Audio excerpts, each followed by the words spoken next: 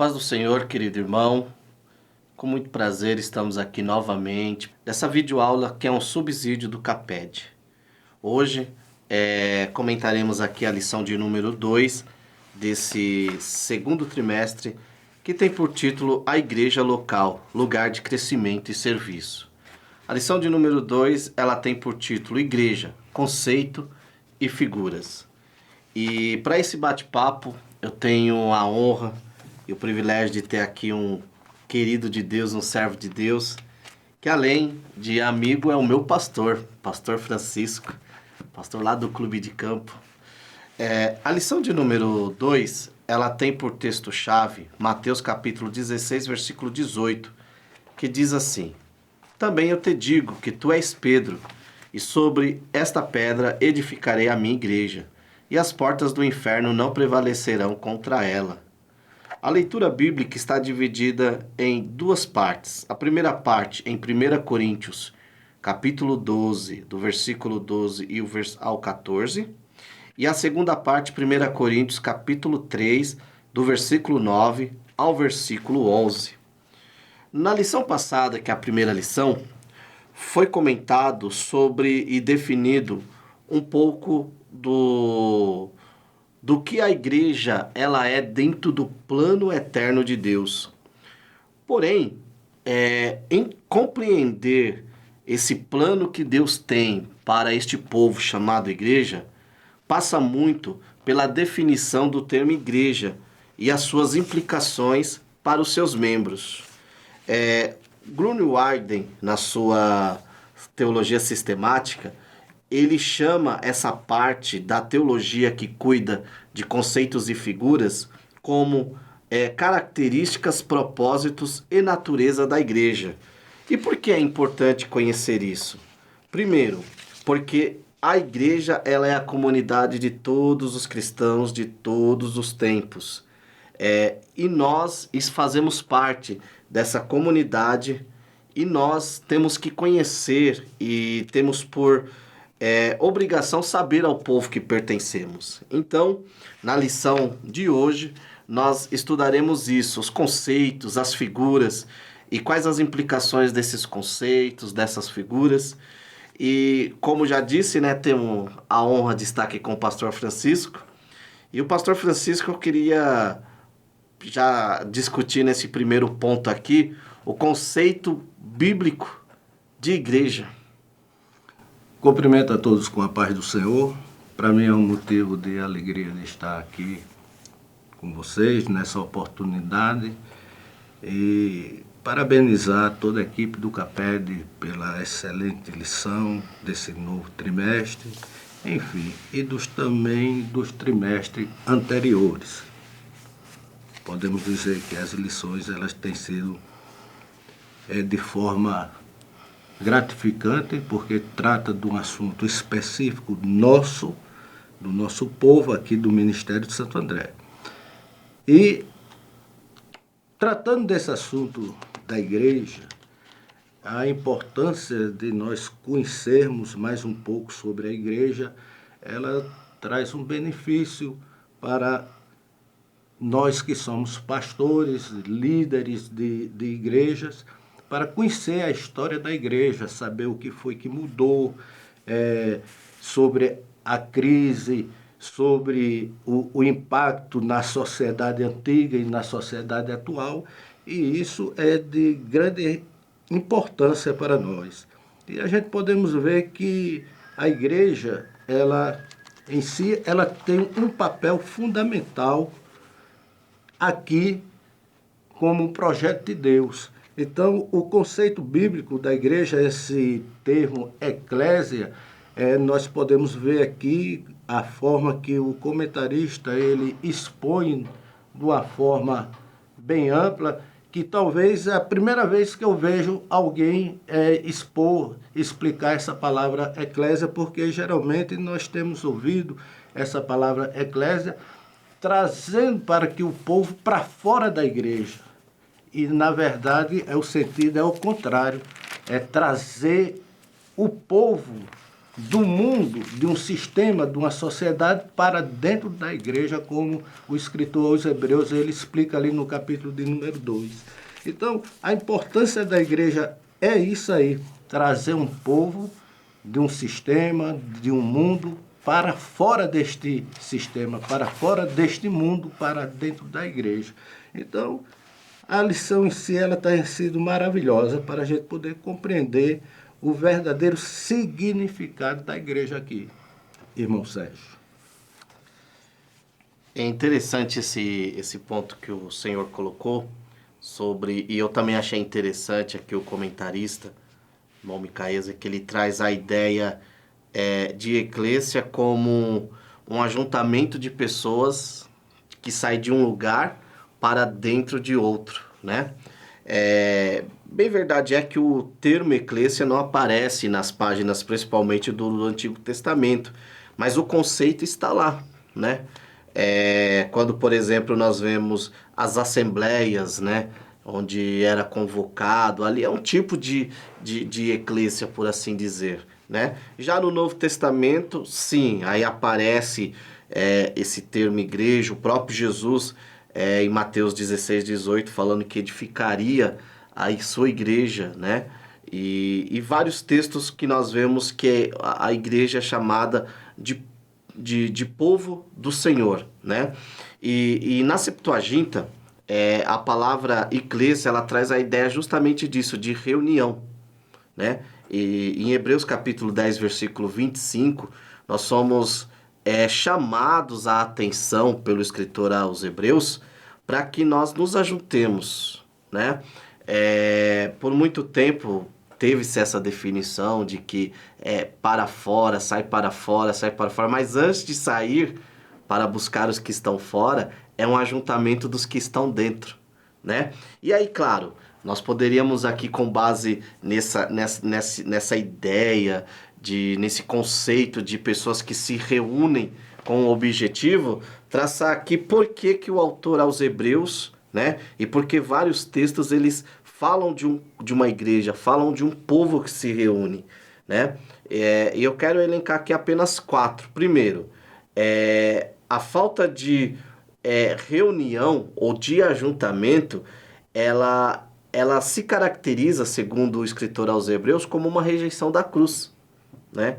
Então, fica o primeiro ponto. Segundo, a espiritualidade individualista, enquanto que o próprio Jesus, quando nos chama para a sua igreja, ele nos chama para sermos membros, né?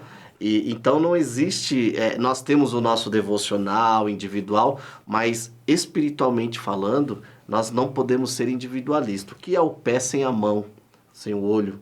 É verdade. Né? A rejeição de autoridade. E aí o senhor, como pastor, sabe muito bem disso. Não existe uma ordenação ou um ministério bem-sucedido que não esteja debaixo de uma autoridade espiritual. No caso aqui, os nossos pastores, né? Então, eu lá na congregação de clube de campo como diácono estou debaixo da sua autoridade, o senhor está debaixo da autoridade do pastor Silas e assim sucessivamente, né? E por último, né, o consumismo da fé. O que é o consumismo da fé? Muitos hoje não têm compromisso e procuram igrejas como um freguês, procuram uma mercadoria. Ou seja, aqui não cabe para mim, aqui não tem o tipo de mensagem que eu quero, então eu vou para outro lugar. Aqui os louvores me agradam, eu fico aqui, não. Aqui a cor da parede não me agradou, vou procurar outro. Enquanto que, na verdade, o escritor aos Hebreus e o próprio termo, né, e Tiago 4:4, Colossenses 1:13, nós somos chamados a viver os valores do reino de Deus. Ou seja, eu não tenho que estar no lugar porque de repente a comida ali não está me agradando muito. Tenho que estar ali porque ali tem os valores do reino de Deus. Então, professor, trazendo essa ideia que o pastor Francisco trouxe, que o próprio autor traz, eu acho que é a hora de nós quebrarmos um pouco essa ideia de que igreja é só que sai. Não, a igreja também é que se ajunta, é que se organiza. Aí uma vez organizado, uma vez juntas, aí ela sai atrás dos perdidos. É verdade, é verdade. Você falou muito bem aí, porque nós vivemos num país o qual o nosso sistema é capitalismo e isso traz uma influência para a igreja, para o povo.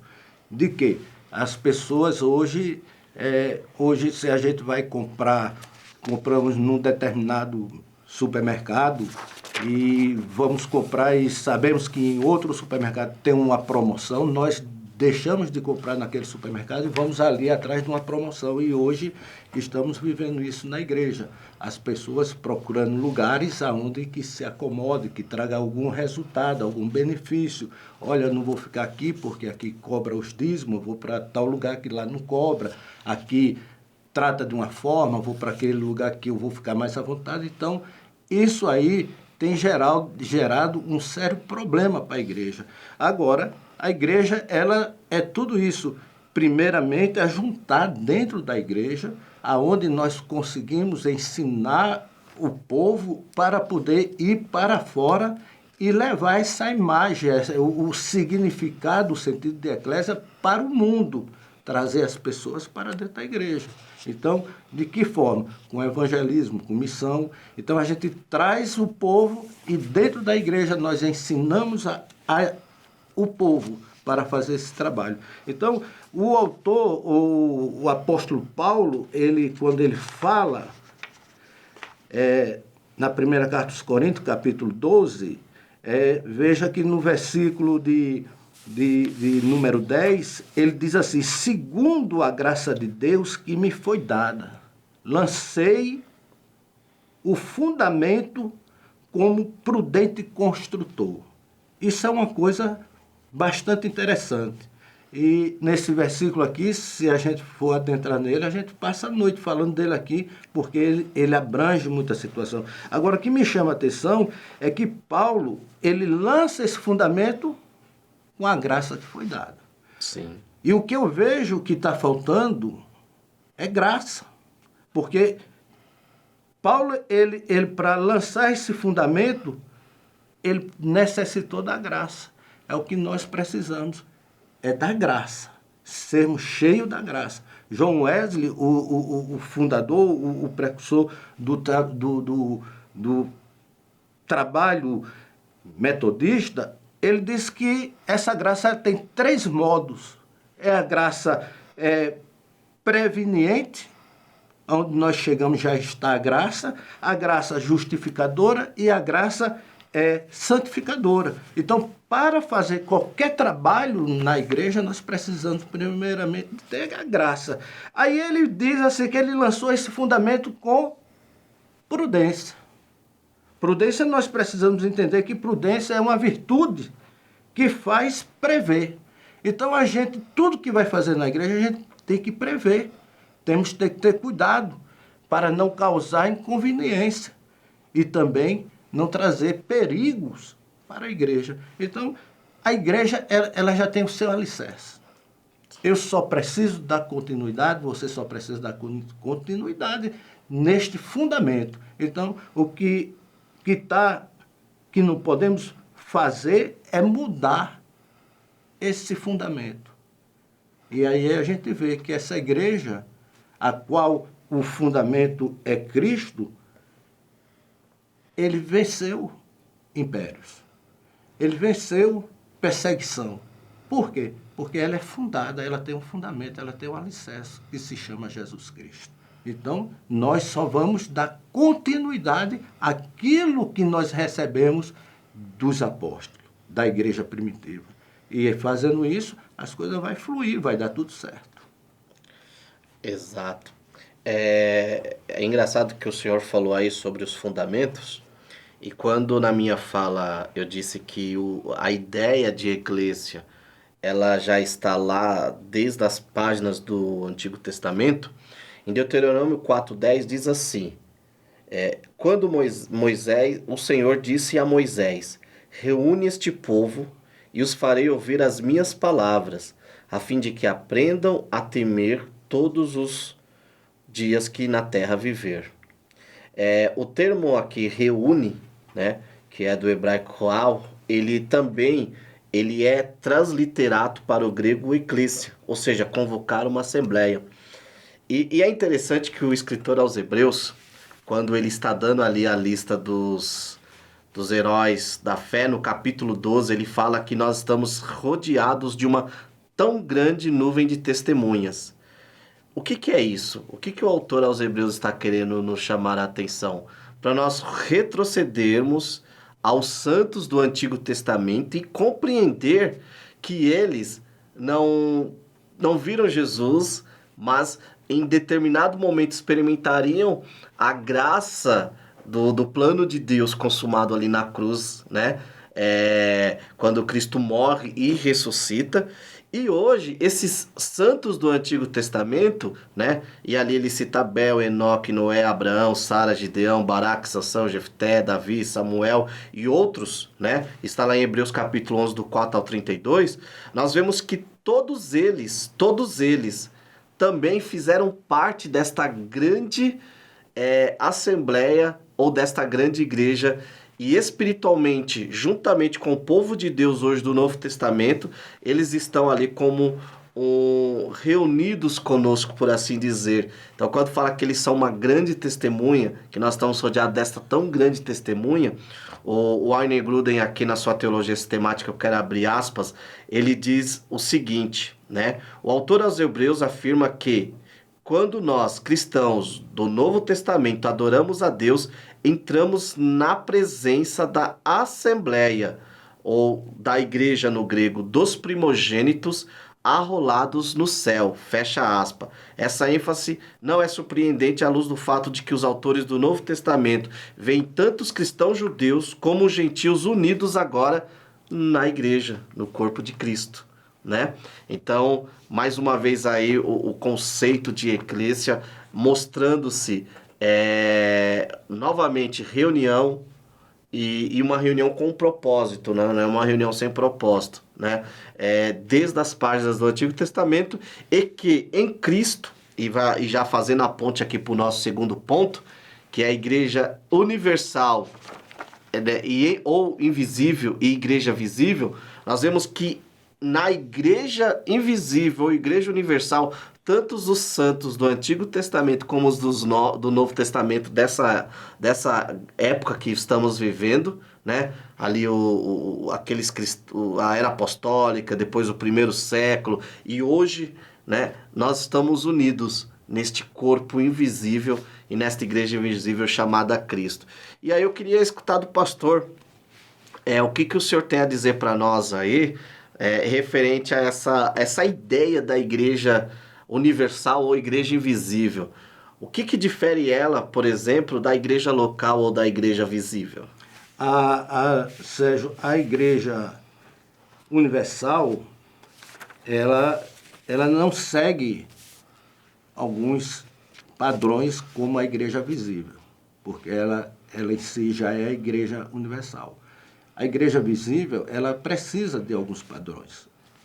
Precisamos entender que essa igreja visível, ela tem alguns propósitos que precisa ser estudado. Então, qual é o propósito da igreja visível? É a divulgação do evangelho. É o ensino, é o serviço, é a adoração a Deus, a qual a igreja universal, ela não segue esse mesmo propósito, porque ela é uma só. A igreja de todas as partes, de todos os lugares, se torna a igreja universal.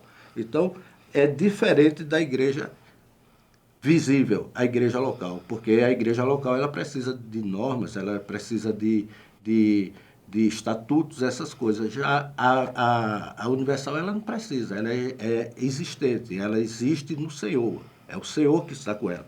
Então, precisamos agora estudar os propósitos dessa igreja aqui, porque a universal, nós temos como o líder dela maior é Jesus Cristo, que já controla ela. Agora, nós como igreja local, visível, nós precisamos de normas, precisamos de estatuto para poder desempenhar o papel da igreja local aqui.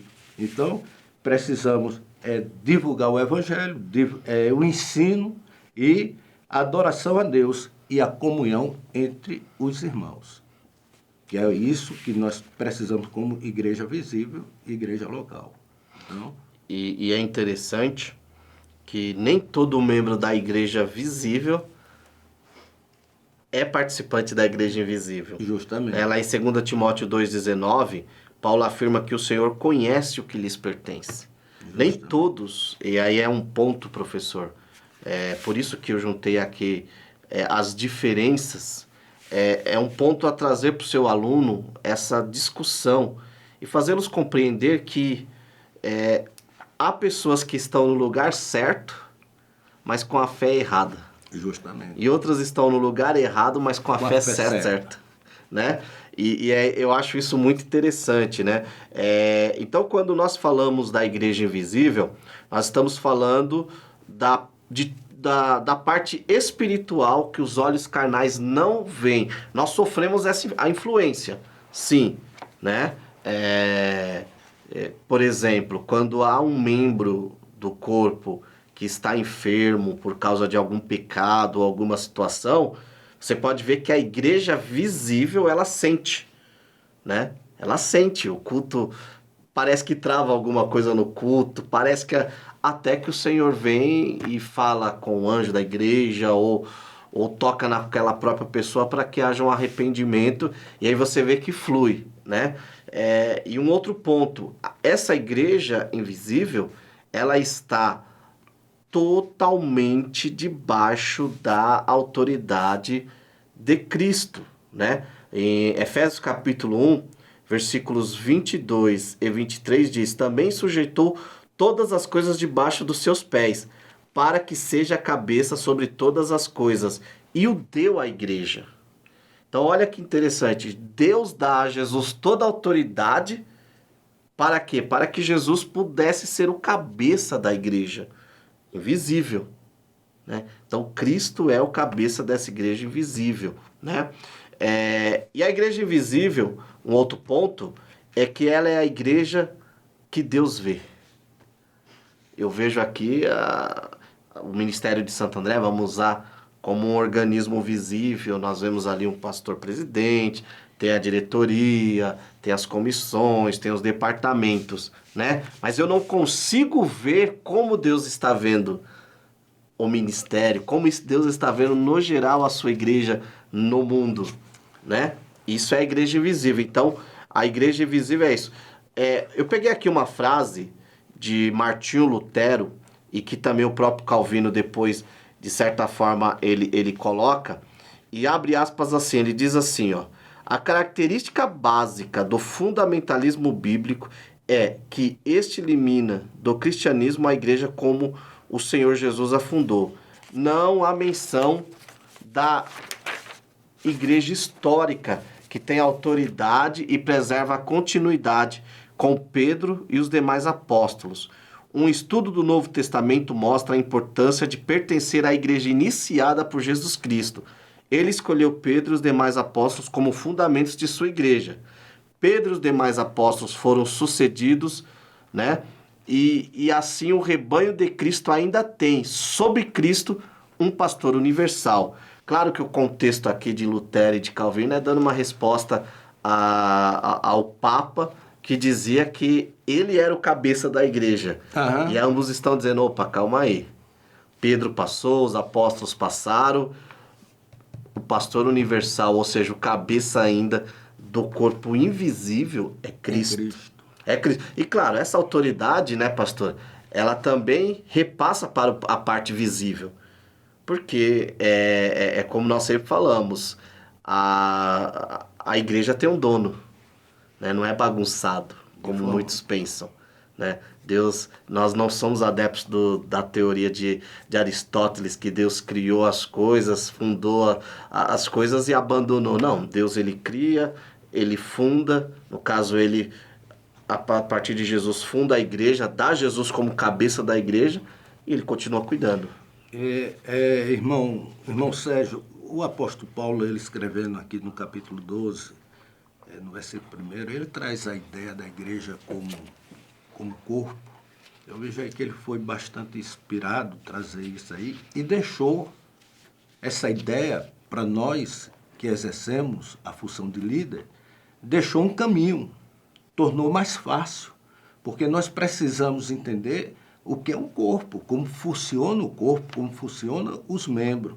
Então, ele nos mostra que a importância daqueles membros que não têm tanta influência no corpo, mas ele mostra que são importantes. Então, a gente vê como é que funciona um corpo, nós sabemos que a cabeça deste corpo é Cristo e a gente precisa estar preocupado com isso que você acabou de falar, como Cristo está vendo a sua igreja. E a igreja, quando Paulo ele traz isso aí para nós, que a igreja é como um corpo, isso a gente precisa entender, porque o corpo ele precisa estar funcionando bem. Para o corpo estar, para caminhar, para estar de pé, ele precisa que todos os seus membros estejam funcionando perfeitamente. Se eu lhe perguntar aqui para você qual é a parte, o órgão mais importante do corpo, você vai dizer para mim que é o coração, como muitos vão dizer, é o coração. Mas o coração sem a panturrilha, ele não vai funcionar. Porque o coração, para bombear o sangue, ele precisa que a panturrilha injete o sangue de volta para cima, para ele poder trabalhar. Então, quer dizer, tem que ter uma funcionalidade. E a igreja é isso aí, é um corpo. Porque quando tem alguma coisa que está mal neste corpo, eu tenho um termômetro para usar neste corpo, para saber se ele está com febre. Se está com febre, eu tenho que saber qual é a causa que está trazendo essa febre para o corpo, e aí a gente solucionar esses problemas. Como diz Paulo aqui, como construtor, nós precisamos ser prudentes. Então, eu preciso ter essa prudência para não trazer nada que o corpo não vai aceitar. Então, nós temos um manual, nós temos um alicerce que nós precisamos seguir. Então, esse corpo, ele precisa estar bem, funcionando bem. Então, Paulo ele deixa isso aí para a gente de forma tremenda. E no Evangelho de Mateus, capítulo 16, é onde aparece a palavra, pela primeira vez, de igreja. O próprio Cristo, a minha igreja. Então, a igreja ela tem um dono. Eu não preciso trazer coisas novas, não. Eu tenho que seguir. Então, para isso, precisamos conhecer o propósito da igreja.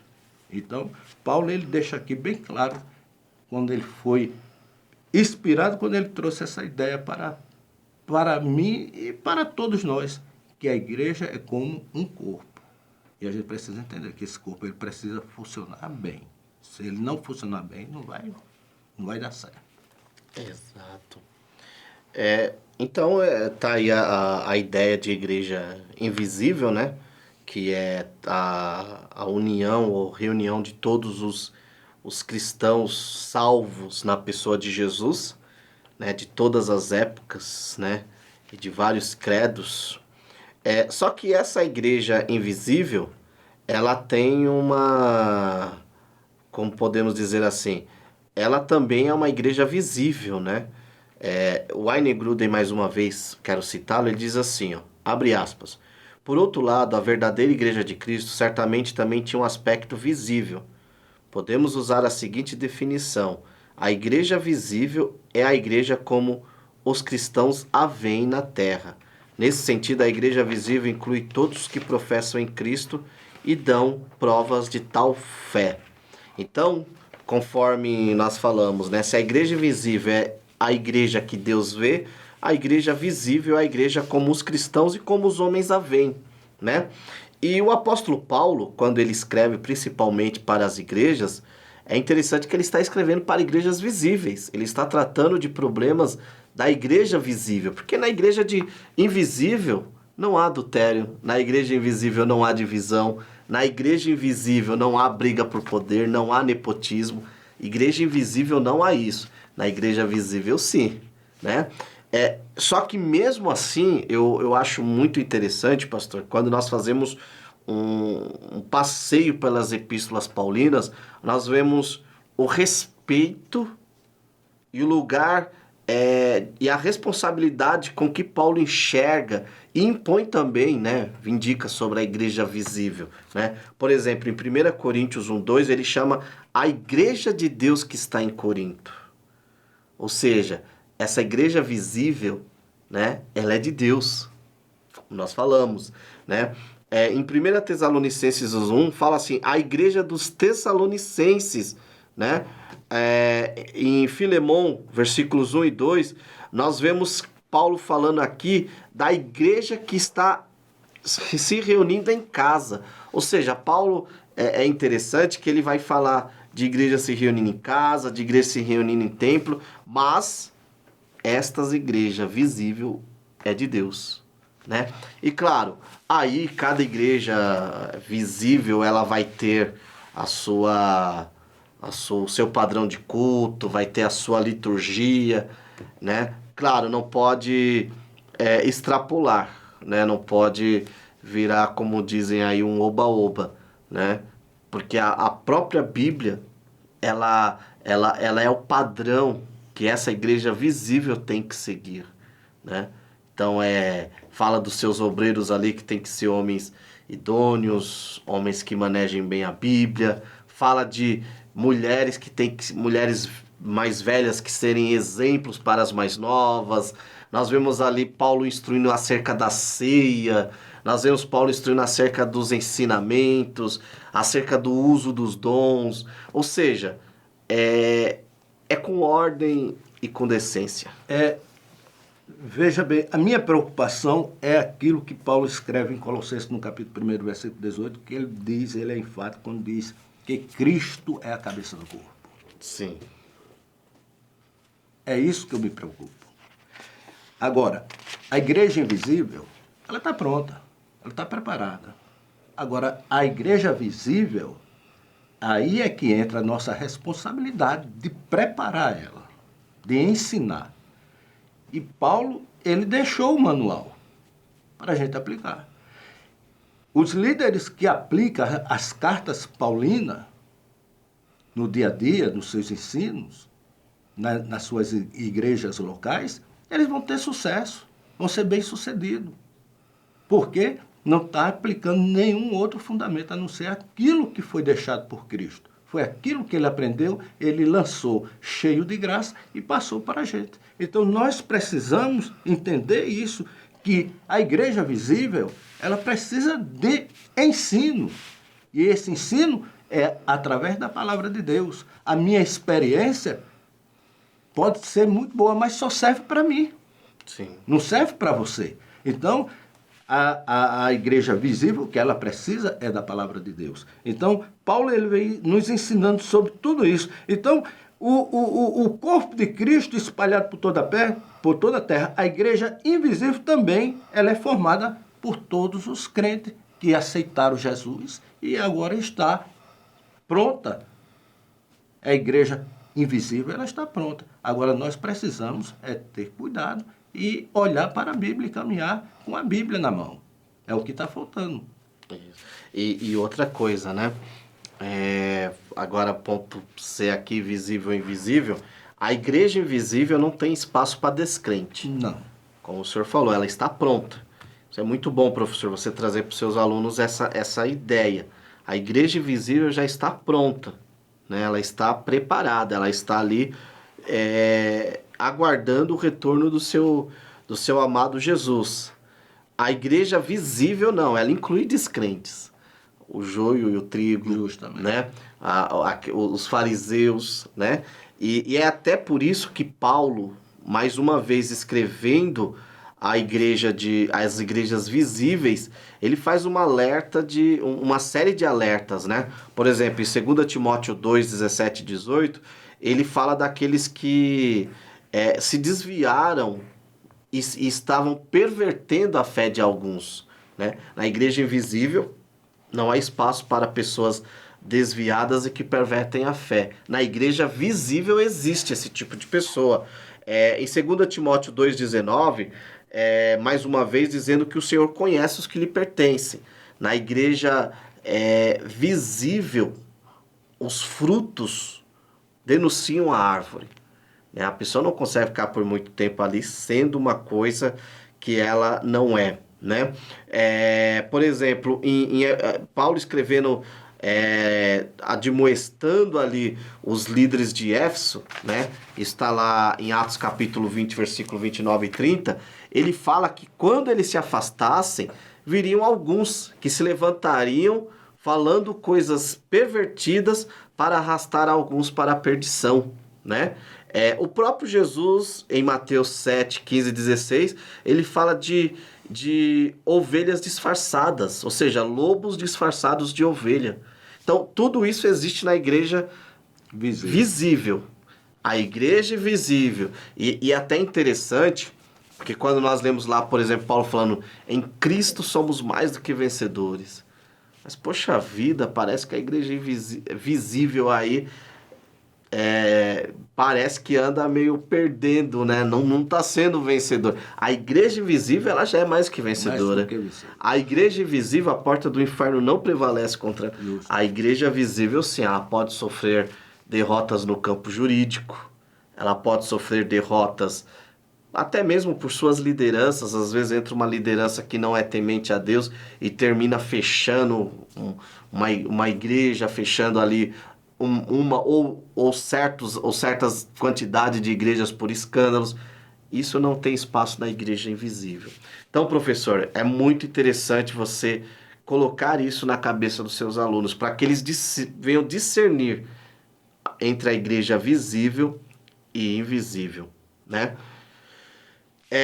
Continuando, essa igreja, uma vez discutido o conceito, uma vez discutido aí as ideias de igreja universal, né, invisível, ou igreja visível ou local, nós temos aí para as figuras, né?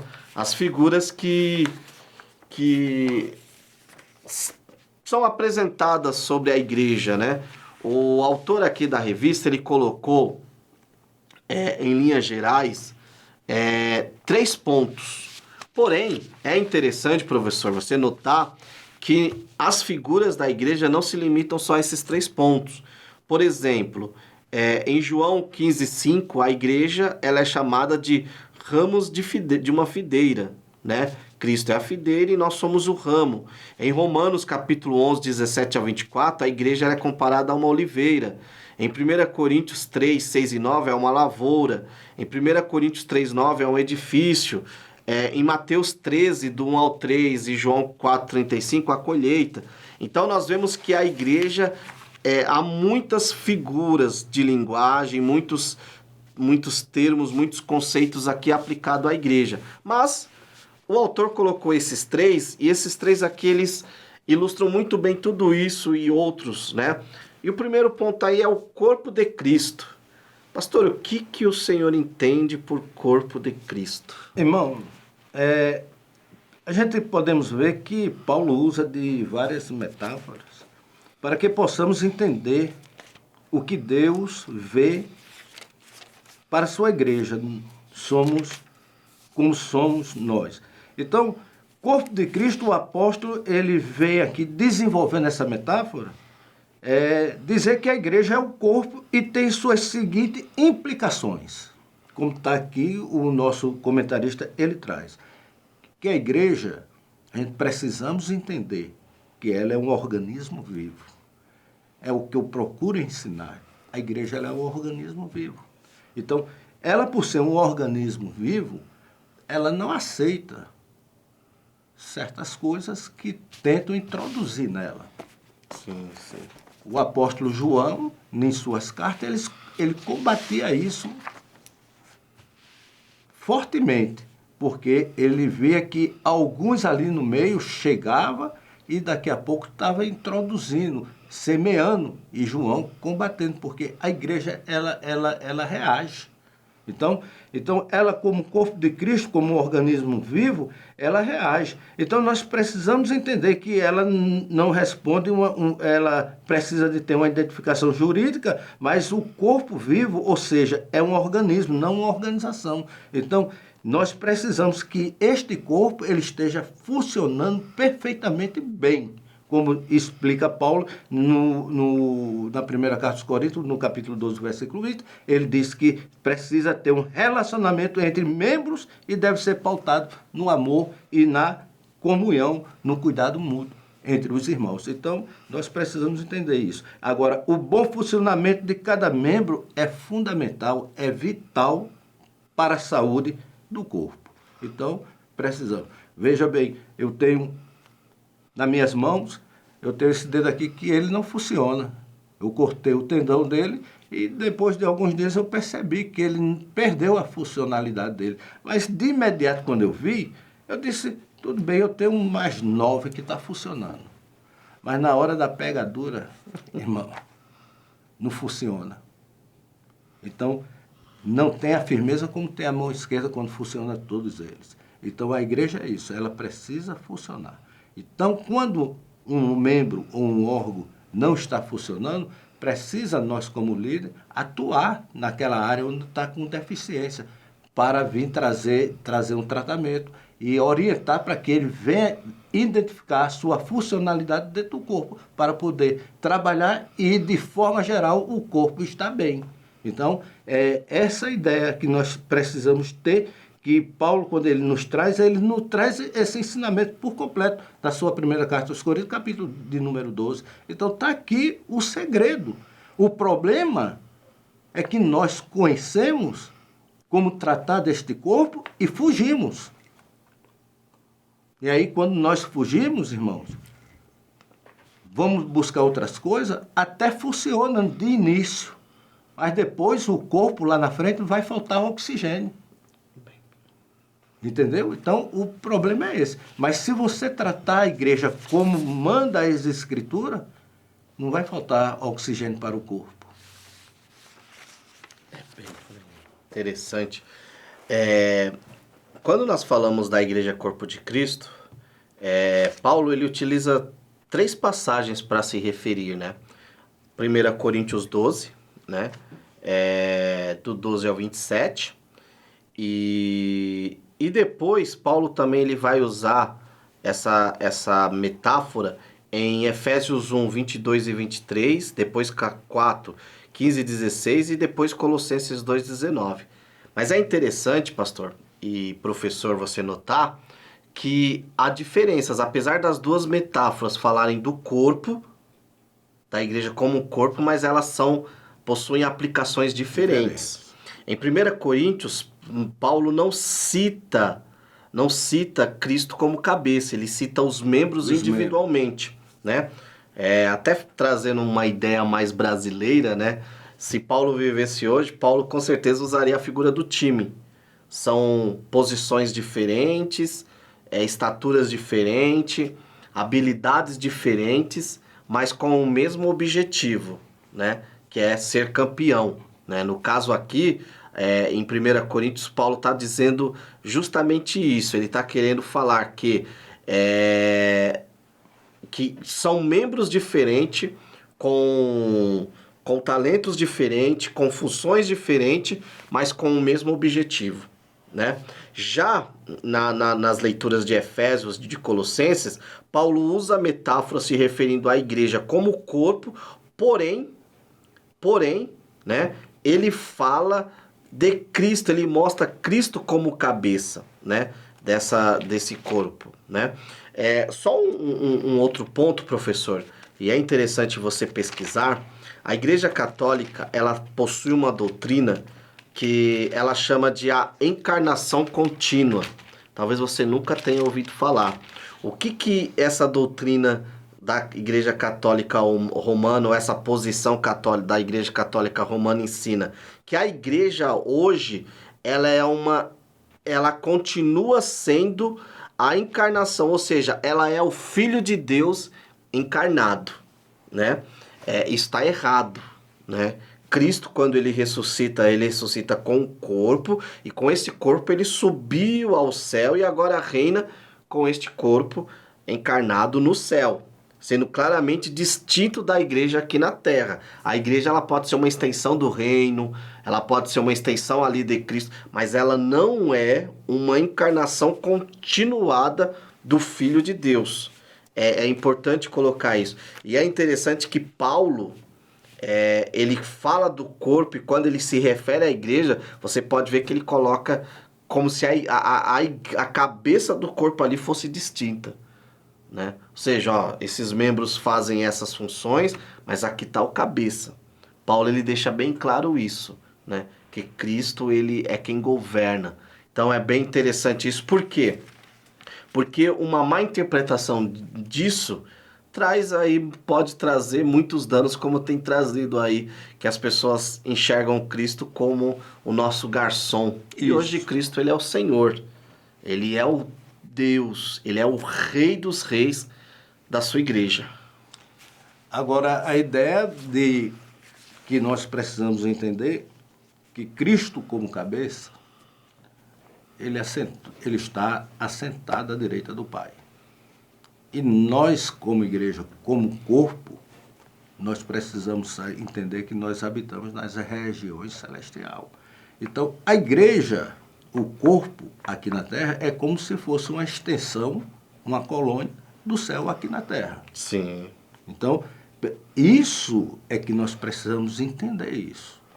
Porque quando a palavra eclésia, quando ela entra em ação, quando nós buscamos aquelas pessoas para fora desse sistema, quando ele chega na igreja, ele tem que ver isso, ele tem que sentir isso. E ali ele ficar. Mas quando ele chega e não vê e não sente isso, ele não vai ficar. Então nós precisamos entender e ensinar para que o pecador, quando ele chega, ele sinta isso. Ele sinta. Porque a gente, antes de Cristo, eu dizia sempre, no dia que eu aceitar Jesus, eu vou para a Assembleia de Deus. Porque eu achava que a Igreja Assembleia de Deus era algo diferente. Eu achava que a Igreja Assembleia de Deus ia me trazer algo para me suprir a minha dificuldade, a minha necessidade espiritual.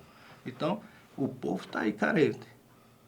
E a igreja não pode se perder como estamos nos perdendo, porque a igreja, quando ela não cresce, está acontecendo alguma coisa com o corpo. Sim. Quando a igreja perde a sua utilidade aqui, está acontecendo algum com o corpo. Então, quando ela fica de um lado e para outro, está acontecendo alguma coisa. Então, a igreja, nós precisamos entender isso. Sim. E o comentarista aqui, ele coloca que essa perca de conexão é quando a igreja visível perde a conexão com a cabeça, né? Que é Cristo. Justamente. Porque Cristo ele faz a conexão do visível para o invisível, do invisível para o visível. É o que eu falei. Espiritualmente, as ações da igreja visível não afetam a igreja invisível, né? No sentido de que houve um pecado na igreja visível, a igreja invisível está suja? Jamais. Jamais. Mas a igreja visível, ela sofre quando essa conexão é quebrada pelas suas próprias atitudes. Né? Então, a gente precisamos ter o cuidado, porque em Efésios capítulo 1, versículo 19, nós precisamos mostrar a grandeza e o poder dessa cabeça, que é Cristo. Sim. Entendeu? Sim. As pessoas. Muito bom. Então, é isso que a gente precisamos entender e mostrar, ensinar, para que quem chegue veja essa grandeza deste corpo, desta cabeça. Entendeu? Isso é que vai impactar aqueles que chegam na igreja. Muito bom. Muito Eu, particularmente, a minha preocupação é essa. De quem chegue, veja a grandeza de Cristo no nosso meio. Eu tenho que desaparecer. E ele apareça, né? E Que ele diminui e ele cresça. O comentarista fala também aqui, ele traz uma outra figura que é a de edifício, né? E aí eu estava pensando sobre edifício, né? Cristo é o fundamento, isso não tem discussão. Então, assim, se eu tirar Cristo, o edifício cai. E muitas igrejas visíveis estão caindo porque está fora do fundamento que é Cristo, né? Mas é interessante que esse edifício, ele é construído ainda, né? Ele não finalizou. Não. Né? Ou seja, cada membro que adentra o corpo é como se fosse um tijolinho ali dentro dessa edificação, né? E qual que é o objetivo desse edifício, dessa construção? A habitação de Deus. E a habitação de Deus no meio do templo, né? Quando nós vamos fazer um estudo lá de Israel, quando ele estava peregrinando, o tabernáculo ficava no centro e as tribos ao redor.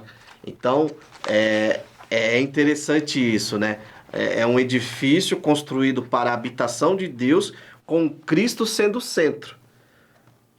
E aí, professor, é bom trazer uma reflexão para a sua sala. O nosso ensino está sendo cristocêntrico? Ou está sendo um ensino antropocêntrico? Isso. O nosso louvor está sendo cristocêntrico? Ou está sendo um louvor antropocêntrico? Isso. O nosso evangelismo é cristocêntrico? Ou é um evangelismo apenas social, antropocêntrico? O nosso culto, ele é cristocêntrico? Você, o pecador que entra nos nossos cultos, eles saem desses cultos, como diz, né, um pastor presbiteriano que eu gosto muito, humilhado, se sentindo um miserável pecador, ou ele sai do seu culto cheio de si? Não, é a semana da vitória, essa semana ninguém rouba a vitória de mim. Ou ele sai do seu culto, não. Eu sou um miserável pecador, eu preciso de Jesus, eu preciso de Cristo. Agora, você falou aí sobre o edifício. Paulo deixa aqui agora a ciência e entra para a área da engenharia civil.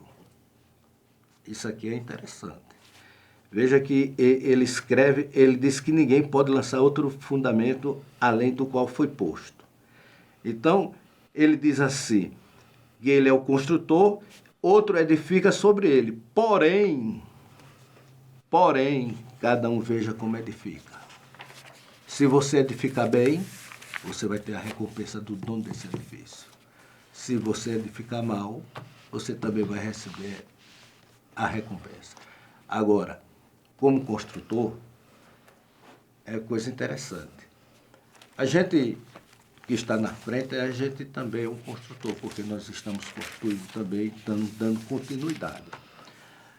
Eu vejo, muitas vezes, o pedreiro, quando ele quer ocupar um espaço ali que sobrou, que precisa ser ocupado, para aquilo ali futuramente não venha trazer um problema, ele pega um bloco ou o tijolo, ele pega a colher e bate naquele tijolo, para que aquela parte venha se encaixar. E às vezes acontece situações que nós precisamos ensinar, precisamos exortar. Exortar. Né? Mas exortar com amor. E ali, para que aquele membro, aquela peça, aquele bloco venha se encaixar no edifício. Porque se nós encaixarmos o edifício de forma errada, com as peças erradas, a gente vai ter problema. A gente tem um sério problema na área da engenharia nas estradas. As estradas no Japão, depois do grande fenômeno que aconteceu, que destruiu, as estradas no Japão é construída de 12 a 30 centímetros o asfalto. Aqui no Brasil, nós construímos no máximo 5 centímetros. E às vezes alguém, para corromper, diz assim, ó, só vamos fazer a massa asfáltica com 3 centímetros. E fica bom. Mas não vai resistir o tempo. Então, nós precisamos edificar esse edifício para que ele venha resistir. Vai vir os ventos fortes, vai vir as tempestades, vai vir as lutas, mas o edifício ele não pode sofrer dano. Então, é isso que nós precisamos entender. Paulo, gente, se nós seguirmos as orientações do apóstolo Paulo, vamos construir um edifício, chegar no final com um edifício forte, e quem estiver de volta, como está aqui no versículo 19 de Efésios do capítulo 1, vai ver a grandeza. E de certa forma, todos nós somos chamados para sermos pedras vivas nesse edifício. Verdade. Né? Por isso que eu falei que o edifício ainda não está não terminou a construção ainda, porque há muitos blocos, muitas pedras vivas ainda para adentrar. E por último, aqui ele fala da família de Deus, né? É um texto que eu acho que ilustra muito bem o que é a família de Deus é Efésios 2,19, que diz: assim não sois mais estrangeiros, nem imigrantes.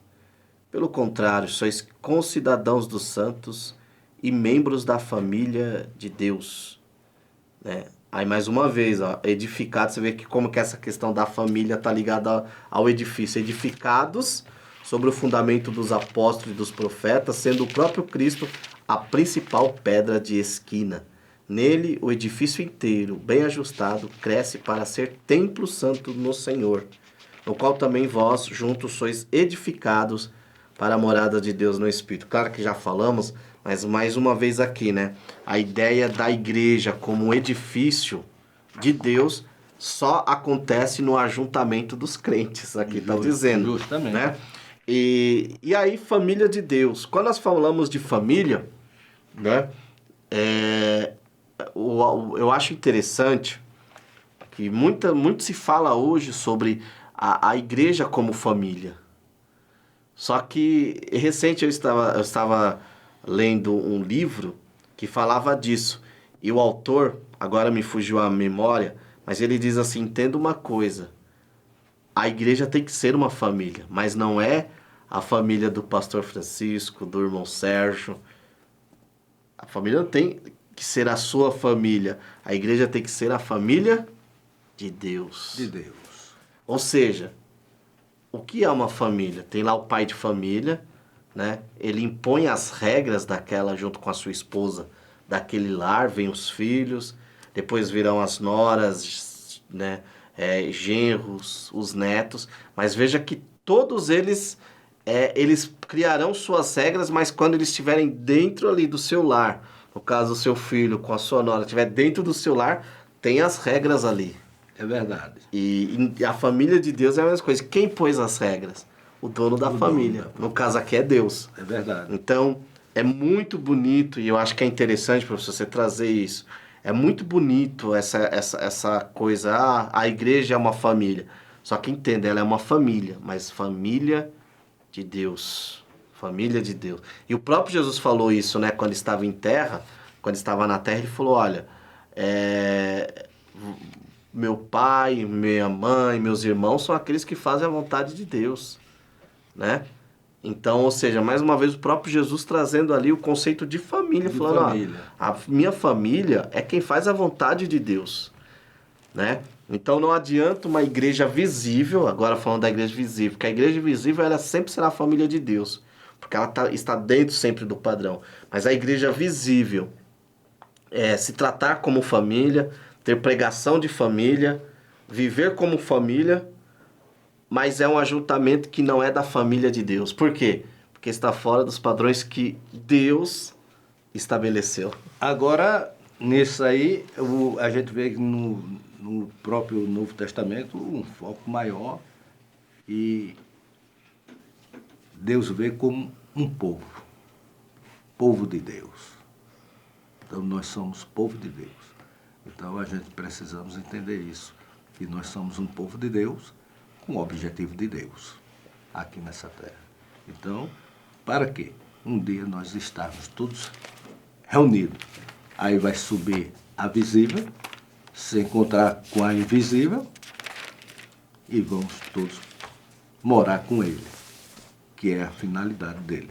Então, a lição muito boa. Igreja, conceito e figura, precisamos entender, precisamos estudar para aplicar, né? Não é que nós talvez precisamos aprender, mas nós precisamos aplicar, né? Aplicar. Porque o próprio comentarista fala aqui, ó, devemos expressar a natureza do Pai por nossas ações, né? Principalmente no Nordeste, eu falo porque parte da minha mãe é lá da Bahia. É um engraçado que fala assim, ó, é o filho de Edinho, é Fernandes. Ou seja, a atitude eles atrelam à família, ao nome da família. Então é a mesma coisa, as minhas atitudes, elas têm que expressar a natureza do meu pai. Do meu pai. Né? E por último ele coloca aqui que como família temos que cuidar do nosso irmão, mas cuidar como? Eu gosto muito do texto que Jesus falou em João 13, 34 e 35, que diz: E eu vos dou um novo mandamento, que vos ameis uns aos outros, assim como eu vos amei, que também vos ameis uns aos outros.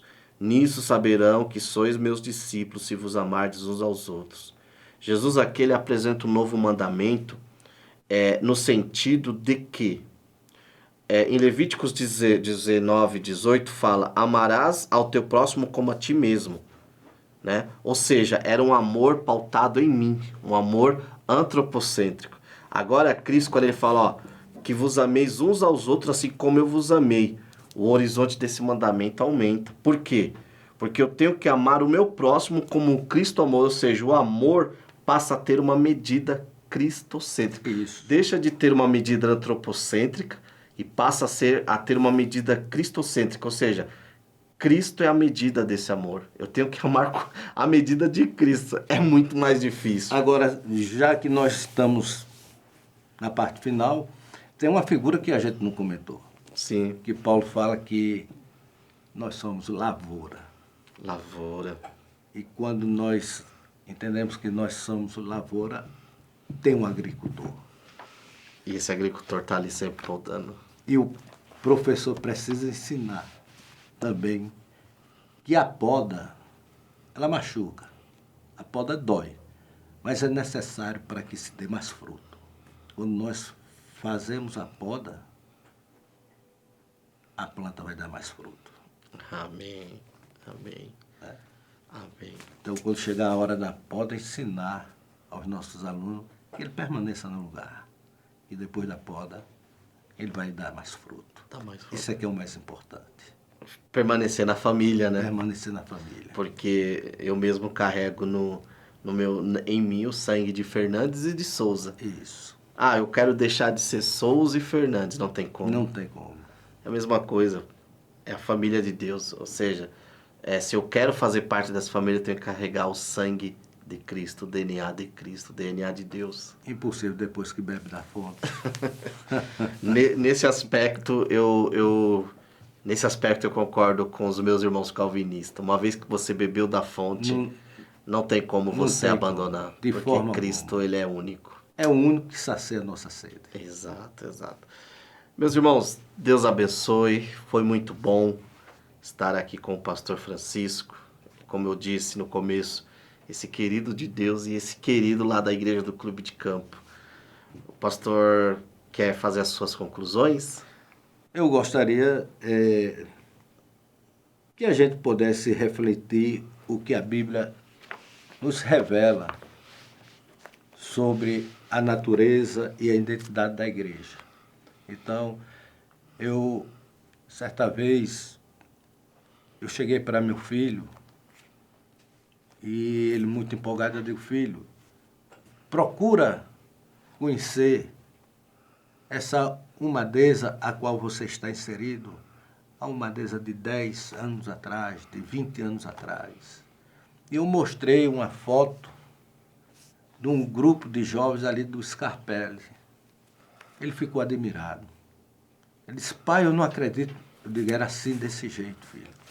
Então, meu filho, antes de você querer mudar ou mexer, conheça a história. É fundamental. Então, nós precisamos conhecer a história da nossa igreja. E nós temos esse privilégio de ter nossos professores, aonde Deus tem tirado do anonimato para escrever nossas lições. Eu fico feliz. Eu quero dizer, irmão Sérgio, que no primeiro ano, quando nós começamos a escrever as nossas revistas, ali no Ribeira, eu fui um dos que mais apoio eu dei. Porque a gente estudava revista que trazia necessidade para eles lá, mas não era a nossa necessidade. E hoje nós temos a revista que trata das nossas necessidades. Nossa necessidade local, né? É? Isso daí. Querido professor, que Deus te abençoe. Você teve aí muito conteúdo para você preparar a sua aula. E é o desejo do nosso coração que você possa se aplicar. E como eu sempre digo, aqui só foram insights, recortes. Você tem agora que colocar tudo isso no papel, ir atrás de fontes. Eu indico uma boa teologia sistemática do Wayne Grudem, sistemática exaustiva e completa, e a teologia sistemática da CPAD, a teologia pentecostal. Você vai encontrar ali bastante material para você entender um pouquinho dos conceitos e figuras da igreja. Que Deus em Cristo vos abençoe. Amém. Amém.